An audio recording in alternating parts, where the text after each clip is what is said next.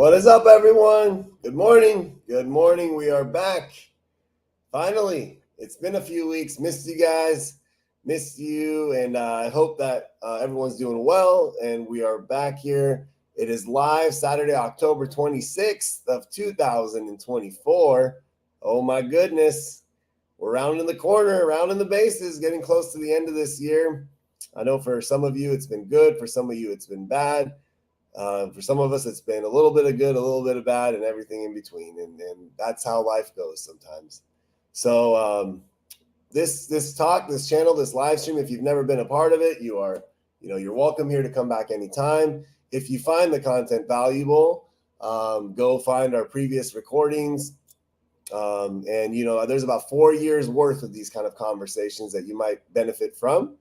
And on our YouTube page, if you like it, subscribe it, do all that kind of stuff, you'll be able to get notifications when they pop up, share them to your friends and family. We do this all just for the possibility of human and family transformation. That's what we believe in here. That's what I believe in here. And my hope is that you're able to find some value from what's about to happen here. So a quick introduction about myself in case you are new and you've never been on this chat before. My name is Param. I am the weekly host of this talk.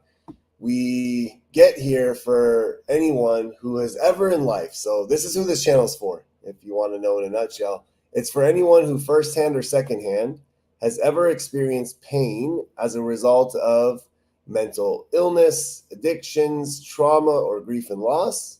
If that's you or someone you know, then you're probably in the right place. And it's also for anyone who is trying to find out how to get to where they want to get to in life from where they are. So if you are in some space of your life and you look around and you say, this is not it. This is not the way it's supposed to be. This is not the way it's supposed to feel. Then potentially this channel is going to help you get to where you're trying to get to through personal development and motivating and inspiring ways of doing so. So I have a master's in marriage and family therapy. I'm licensed as an addictions counselor. I've been in personal recovery since June 13th of 2028. Let's see. I coach high school basketball. Last night we had our first basketball practice from, you ready for this? 10 p.m., yes, p.m., till 12:01 a.m. It's called Midnight Madness. It's the first practice. It's wild. There's music. The kids, it's fun. It's late, but here we are today. And so all that being said, let's get into it. This is a talk that, I went back in the Rolodex of my archives and my videos. This is the 5th consecutive year I'm doing this talk. So if you are one of those faithful followers that's been watching this for the past 5 years, here it is another time. Hopefully I'm able to deliver it a little bit better as each time I deliver, I get a little bit more engaging and kind of impactful with the way I speak and communicate. But in a nutshell, this talk is related to the holiday of Halloween, right? St. Hallows Eve. And I'll tell you guys what this is all about. So Halloween, what do people do? They put on masks. They go out and they kind of pretend to be something or someone that they're not. And it's cute. And it's like, oh, it's so funny. It's so nice. Especially kids look funny. Adults, when they do it, it's sometimes cool, sometimes weird. But what if I told you that Halloween is not the only day that people wear masks? The other 364 days of the year, there are people who wear masks every single day. And these masks, they don't really look like costumes, because when you look at a person, you can't even tell that they are wearing a mask. However, they are wearing a mask. And there's about, 7, 8, 9 emotional masks, depending on how much time we have, that I'm going to share with you today. And these emotional masks, they have on some level been put on the face then and there, meaning at some point in life, something happened that there was a need to put on a mask. And it was at first put on for protection, to protect you from whatever the hell was happening around your life. But then it becomes like a form of an identity in who you are. And at some point, people can't even distinguish between the fact if they have a mask on or if they don't. So there's a Japanese proverb I like to start this talk with, and here it is. It says the Japanese, they say that all human beings have 3 faces. The first face is the face you show the world. The second face is the face you show your friends and your family. And the third face is the face you show nobody. And they say that is your truest reflection of yourself. So for anybody here that missed that, or if you watch this in recording later and missed that, I'm going to tell you it one more time. The Japanese say that we have three faces. The first face is the face you show the world. The second face is the face you show your family and closest friends. And the third face is the face you show to nobody. And they say that is your truest reflection of yourself. So today we're probably going to be talking about the face, the mask that we show the world. And I'm going to go over them. Let's just get right into it. And again, this is interactive. So when people come on and write a comment, or they say hi if they happen to be your mom and dad, or they happen to be family friends, you guys can just pop up and just, talk. You can ask questions. You can even get suggestions. You can whatever you need, just give it a try. Nothing is out of the realm of possibility, and we'll go from there. So the first mask that we're going to talk about is this mask that people put on. It's the mask of the overachiever. So who is the overachiever, and what do they get by wearing the mask? Well, an overachiever believes that by achieving, he or she or they will then be loved. That they only identify with the things that they're doing and how well they are doing them. So this is the typical a student that gets 199% on a grade, and they just dysregulate and just break down, and they think, oh my God, like I'm stupid, I'm not worthy, because they believe that the only way they're worthy of love or they're worthy of respect is when they get the 100. And unfortunately, this is a double-edged sword, because the overachiever tends to work its way up of different ladders in academia or employment or athletics, but it comes to a significant cost to their mental health. Okay. And oftentimes the overachiever doesn't just become one. It's because they came from a place of, potentially lower self-esteem, that the only time the world around them validated them was when they did things of achievement. So if you are an overachiever and you've been wearing the mask of an overachiever for a while, you probably are doing well in life from the face value. No overachiever doesn't do well in life. But you might be psychologically, emotionally fried. You might be living with like a constant state of anxiety. You might eventually become dependent on substances just to self-regulate and cope. It's a tough place to be.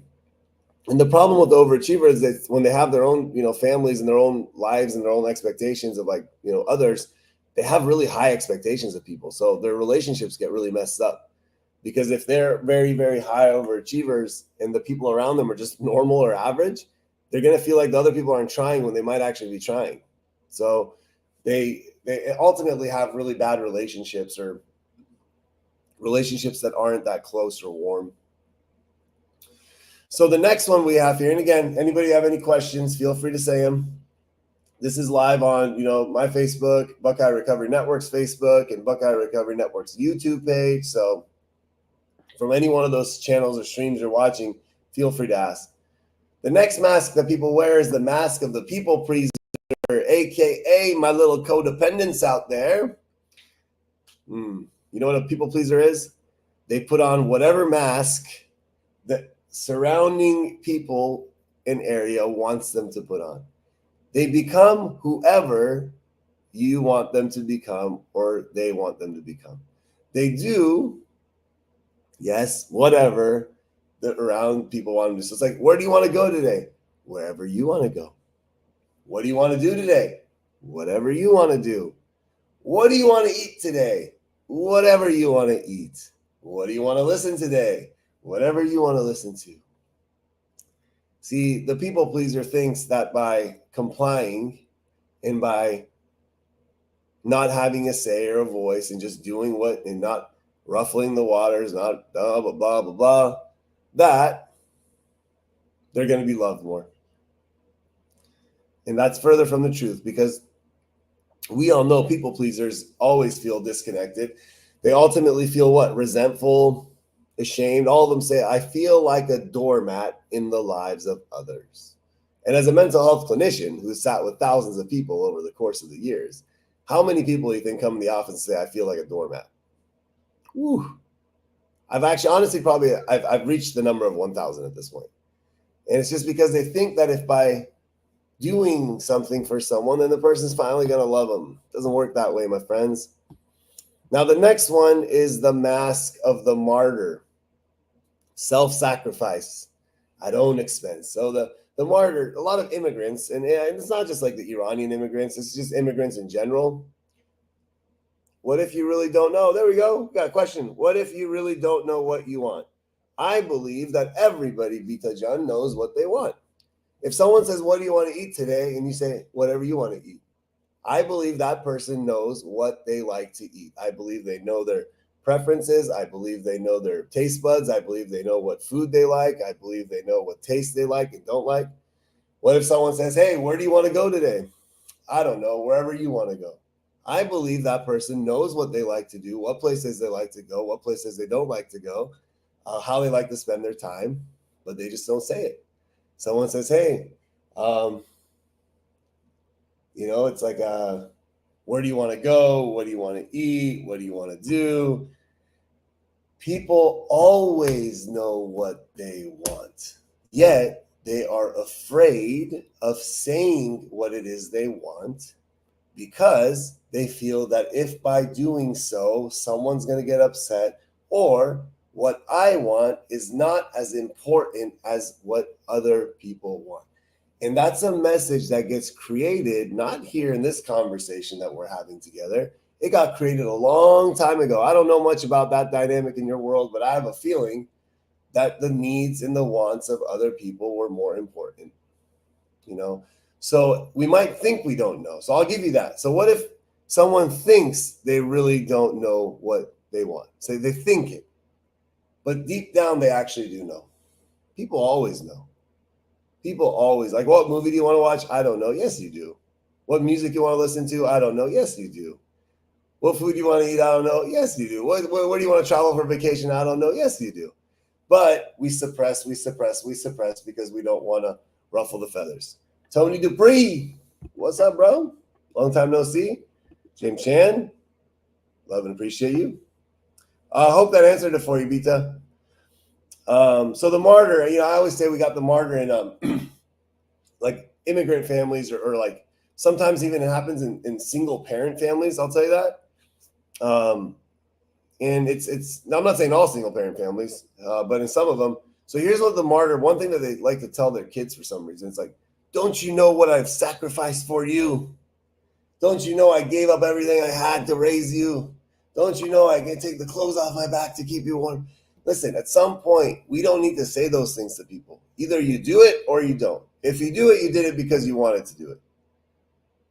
And if you can't say it, then don't say it, because there is no need to tap into that victim mentality when we chose to do things because we love other people.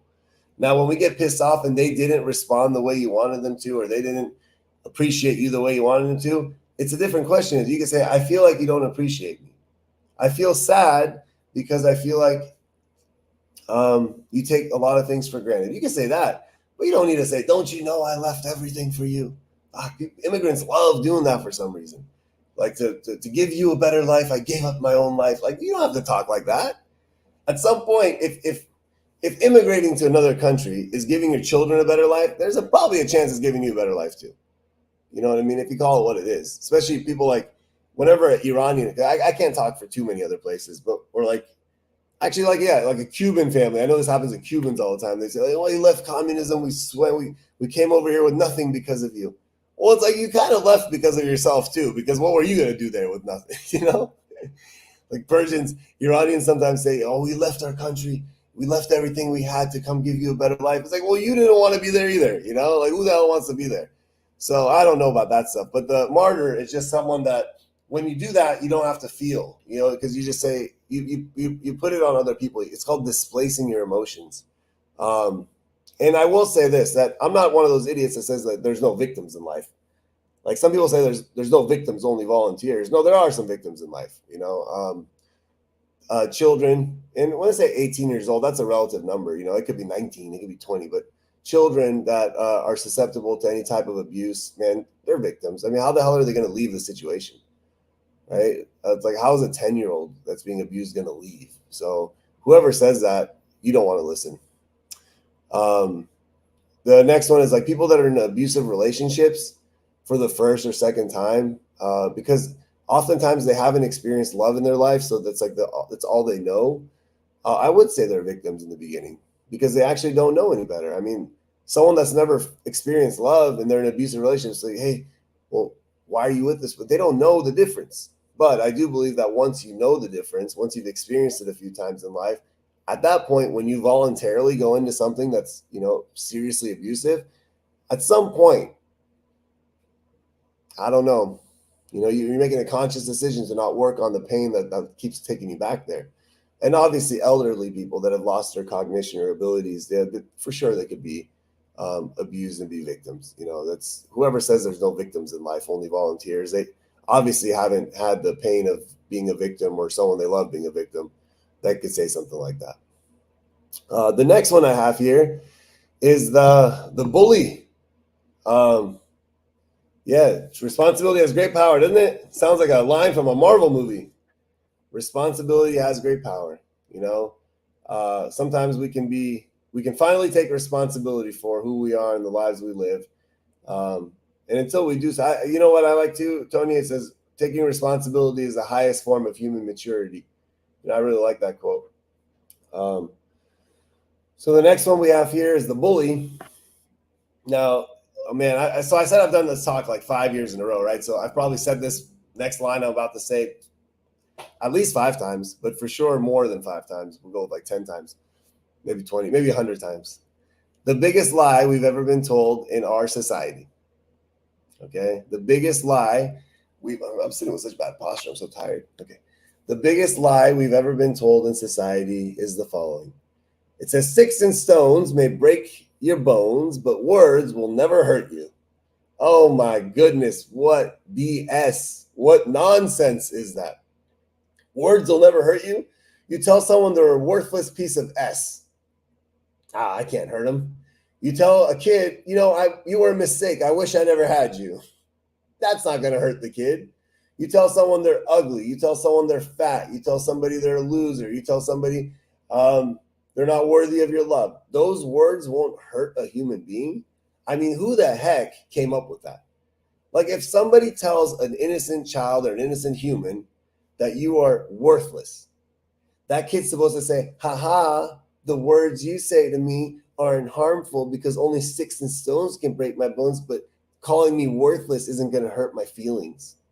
I mean, dude, not only does it hurt the kid's feelings, the kid goes home, looks in the mirror, and says, there is a worthless reflection looking back at me because that's what the world just told me. How do you think that person shows up in life? How do you think that self-esteem is going to be? You know, and it's, I don't know. We got to eventually stop telling people that words don't hurt people. We really do. I mean, it's like, and I'm not saying like to an adult, like there's certain things you can say to me right now that I'm not going to be impacted by, you know, especially if I know it's not true, because at this point I have an understanding of who I am. But to say that as an adult, and many of you the same way, many of you would be like, you know, yeah, you can say whatever you want to me. It's not going to hurt me right now because you have a clear identity of who you are and who you're not, because you're an adult. But if I rewind the tape back to when you were 6 years old and I said some harsh things to you or, you know, directly at you, you think you could be like, yeah, it's cool. I'll be okay with it. No. And that's the insanity of this whole thing. So yeah, 6 is, yeah, you know what? It's kill the spirit. It's not just a spirit, Tony. It's a soul, man. It's like the mind, the body, the spirit. It's all of it. It kills it all.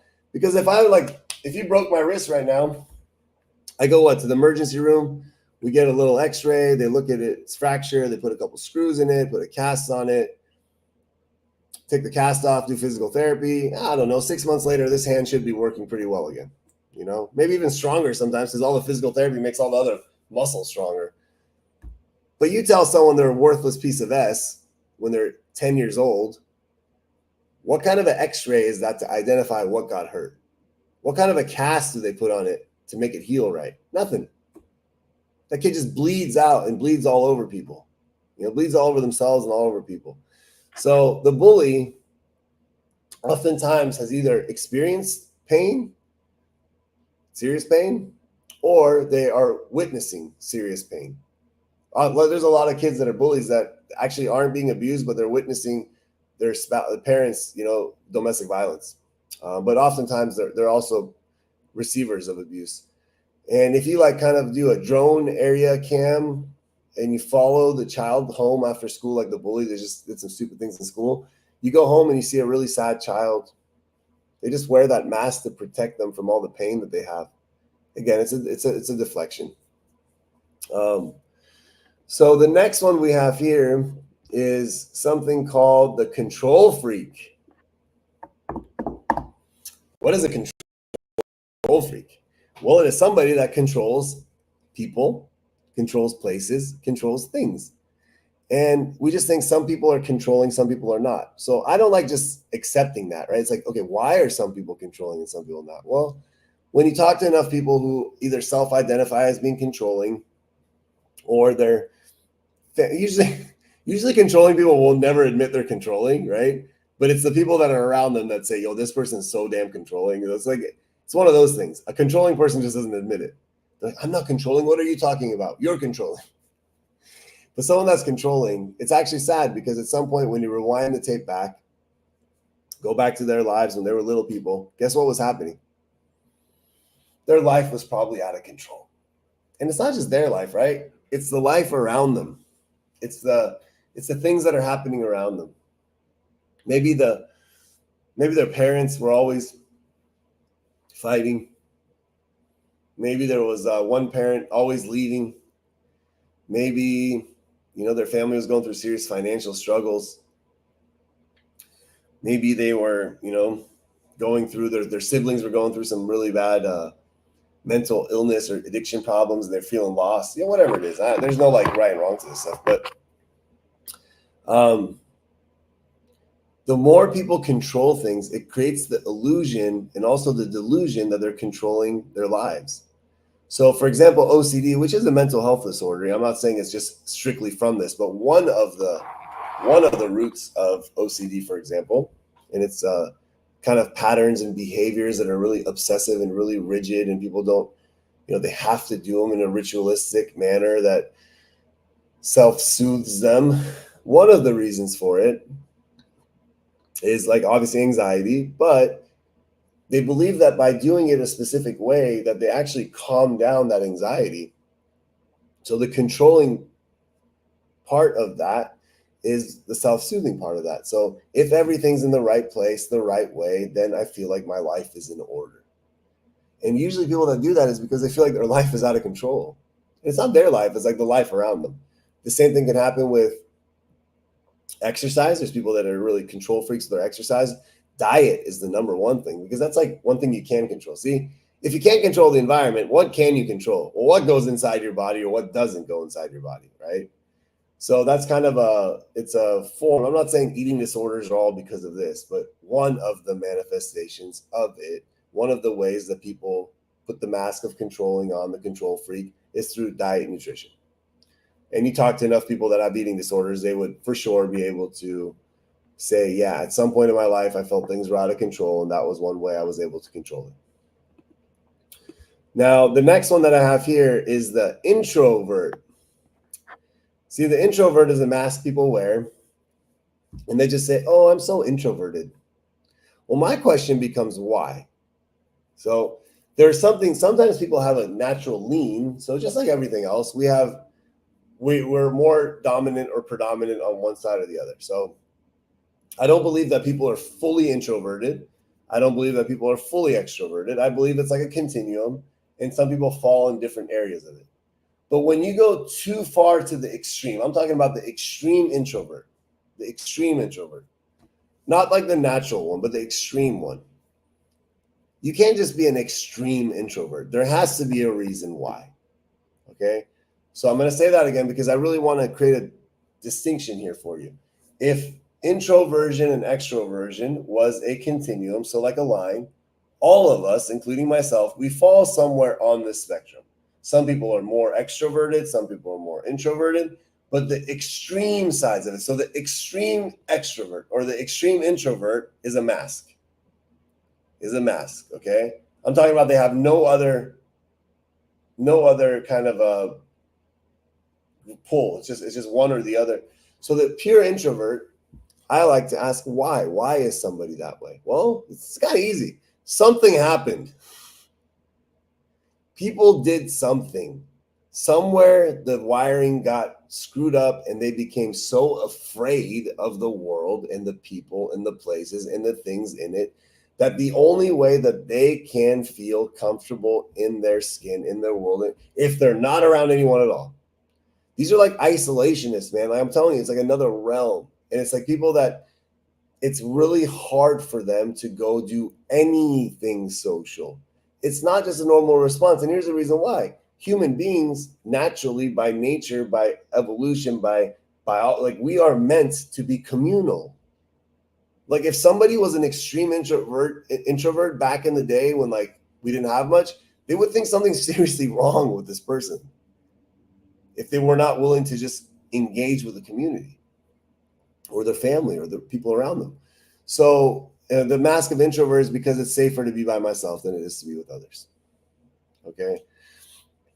And the social butterfly, which is the opposite side of the introvert, is the person that can't be by themselves. And again, something's wrong there. If you can never be by yourself, I know people that if they're home for 30 freaking seconds, they say, okay, what am I going to do? What am I going to do? Where am I going to go?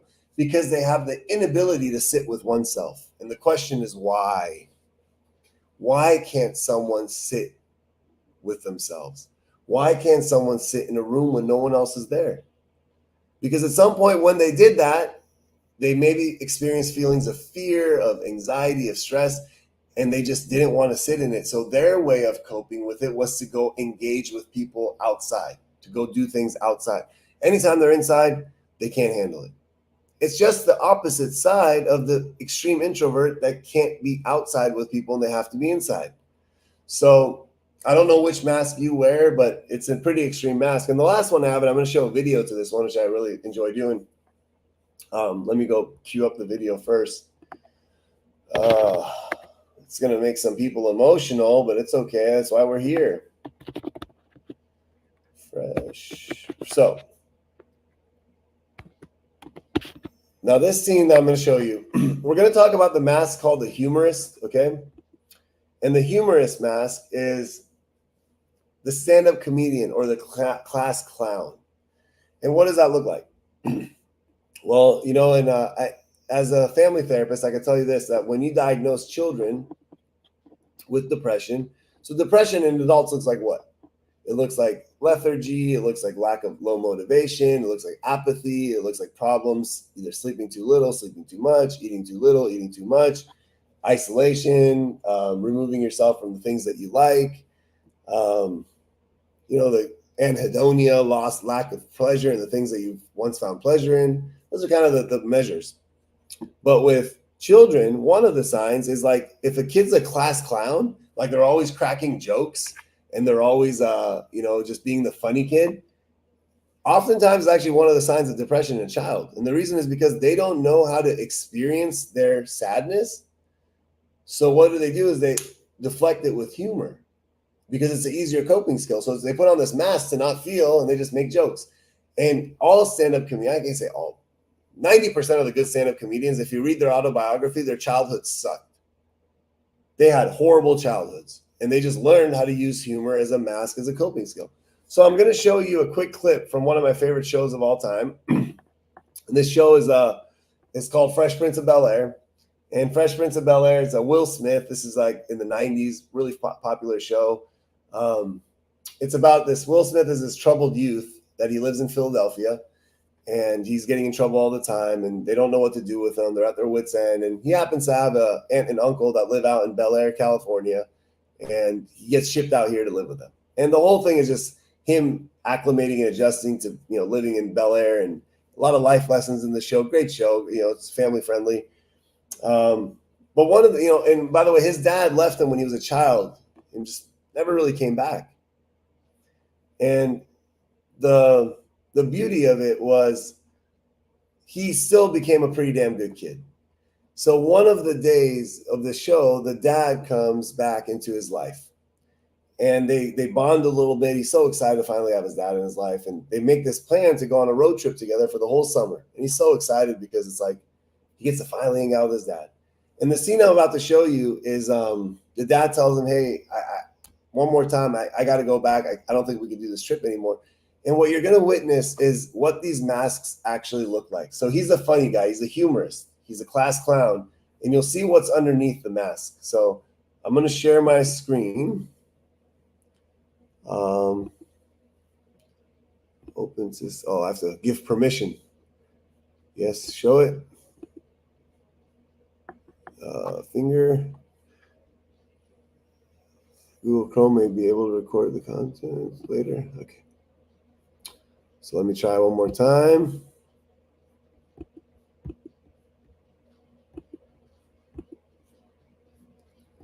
Oh, there we go. Okay. Here we go. Daddy-o! What's up? Can someone say me if you can see the video? Yeah, you can. I can see it. Okay. We're good.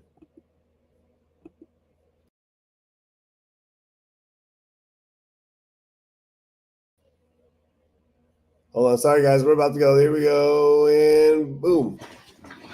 Will, I'm glad you're here.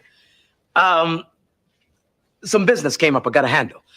So we're going to have to put our trip on hold. You understand? Yeah, that's cool.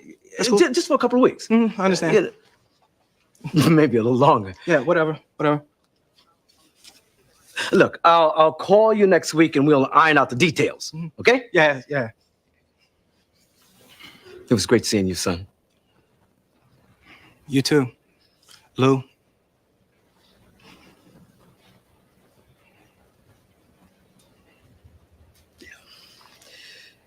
Yeah.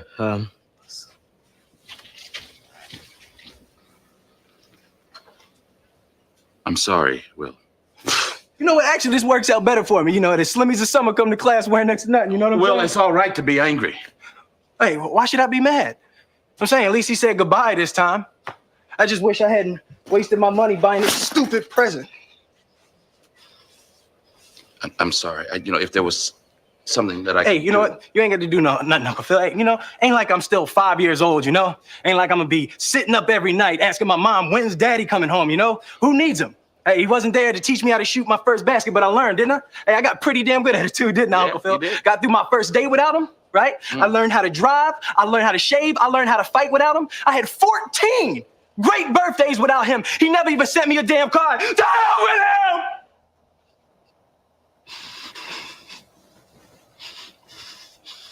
I ain't need him then, and I don't need him now. Will. Nah, you know what, Uncle Phil? I'm gonna get through college without him. I'm gonna get a great job without him. I'm gonna marry me a beautiful honey, and I'm gonna have me a whole bunch of kids. I'm gonna be a better father than he ever was. And I sure as hell don't need him for that, because ain't a damn thing he could ever teach me about how to love my kids.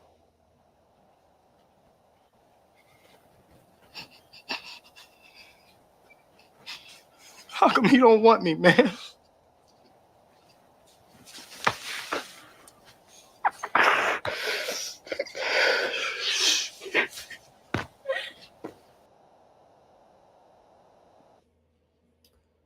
Well, sorry to do that to you on a Saturday morning. I know that's a really emotional scene, but the reason I showed it is because today we're talking about the masks we wear and the impact that it has and what's underneath them. So you notice how when his dad said he's leaving, he got really, he got mad at first. There's anger. He called him, he's like, bye, Lou. He didn't want to call him dad. Right after it, what happened? Uncle Phil said, hey, I'm sorry this happened. He's like, hey, man, it's all good. The girls come to school wearing next to nothing. It's summertime. It's all good. He started making jokes.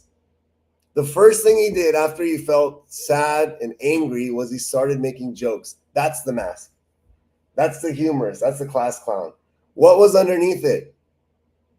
How come he doesn't want me, man?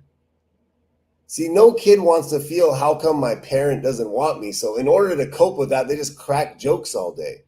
and all the other things that I taught you today. In order to cope with that, we overachieve, we people please, we become martyrs, we become bullies, we control freaks, introverts, extroverts, whatever it is. Long story short is all of us wear masks, hopefully not all the time. I wear a mask, you wear a mask, they wear masks, we wear masks. The goal is to not wear these damn things all the time, to allow other people to see underneath. And it is really, really, really important to be aware of the masks you wear or have worn and why you wear them or have worn them. That's the work you got to do with a pen and paper, with a counselor, with a therapist, with a sponsor. I don't know. With the sky, yell it in the sky, yell it to the ocean. Find a way to figure out, because the more you wear those masks, the less you're going to get to know yourself, the less the world's going to get to know you, the lower connection you're going to have to self and others in the world. So all that being said, today was a good class. I am grateful for the opportunity to have the chance to have led this class. My hope is that you found some value in some of the content of it. Feel free to share this to anyone who you think might benefit from it. And I look forward to seeing you next week, same time, same place. Love and appreciate all of you. Bye-bye.